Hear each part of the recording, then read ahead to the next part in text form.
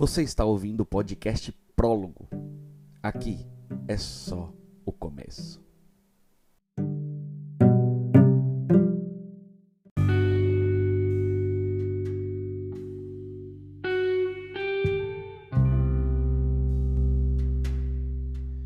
O texto de hoje está em Filipenses capítulo 2, do verso 14 ao verso 16, que diz assim: façam tudo sem queixas, sem discussões, para que venham a tornar-se puros e irrepreensíveis filhos de Deus, inculpáveis no meio de uma geração corrompida e depravada, na qual vocês brilham como estrelas no universo, retendo firmemente a palavra da vida. Assim, no dia de Cristo, eu me orgulharei de não ter corrido, nem me esforçado inutilmente. A maioria de nós concorda que o conflito é difícil de evitar. Mas nos últimos 2 anos, o estresse da pandemia pareceu aumentar o número de discussões que estamos tendo. As brigas estão acontecendo em aviões, escolas, mercearias e locais de trabalho. Até mesmo as famílias estão relatando um aumento no conflito, resultado de passar tanto tempo juntos.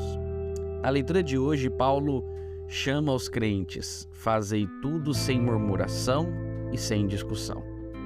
Embora às vezes numa murmuração seja dirigida a Deus, neste caso Paulo está falando sobre problemas entre crentes. Às vezes os resmungos se concentram nas tensões uns com os outros, como no momento em que os crentes helenísticos da igreja de Jerusalém reclamaram contra os crentes hebreus, porque suas viúvas eram negligenciadas na distribuição diária dos alimentos. Paulo também adverte sobre o perigo de discutir. Embora a palavra grega seja aquela de onde tiramos a palavra diálogo, uma discussão razoável não é o que preocupou Paulo. Ele está falando sobre debates inúteis e argumentos hostis.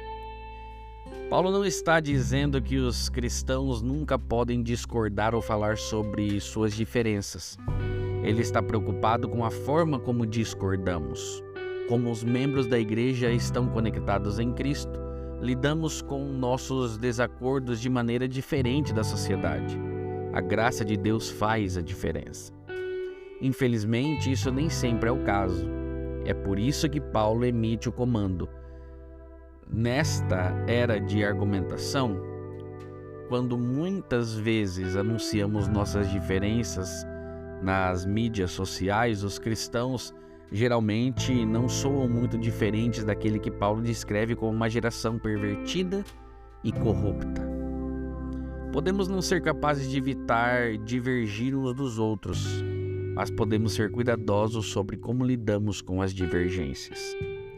A atmosfera argumentativa das mídias sociais influenciou a maneira como você expressa suas diferenças com os outros. Você acredita que isso aconteceu?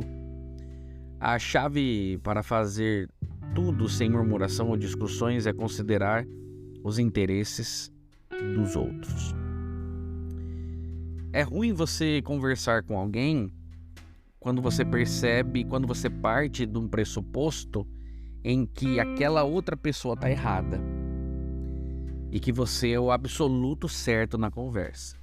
Então, quando há um diálogo nessa questão, quando você julga o outro estar errado e você apenas o certo, automaticamente isso aí vai beirar uma discussão com que Paulo vai repudiar aqui nesse momento. Não há problema em discordar, em questionar, em duvidar, em perguntar, não há problema. O problema é como eu faço isso. Então, por exemplo, hoje existem muitas discussões por conta de política.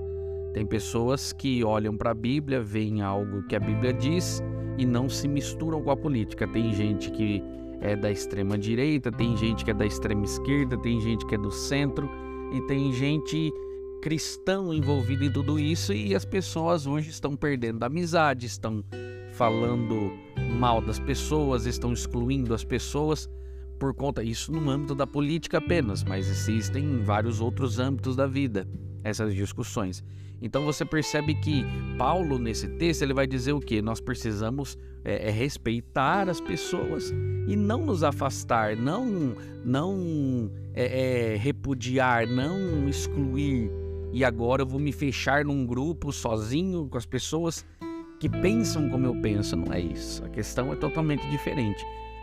Eu não posso, em momento algum, deixar com que isso faça com que o problema seja maior. Eu preciso entender que discordar faz parte e que agora, através do exemplo de Cristo, do exemplo do Evangelho, eu possa então incluir as pessoas que pensam de uma forma completamente diferente. Que Deus nos abençoe, que possamos realmente ter essa noção de que discordar não é o problema é a forma com a qual nós expressamos essa discordância. Que Deus nos dê sabedoria.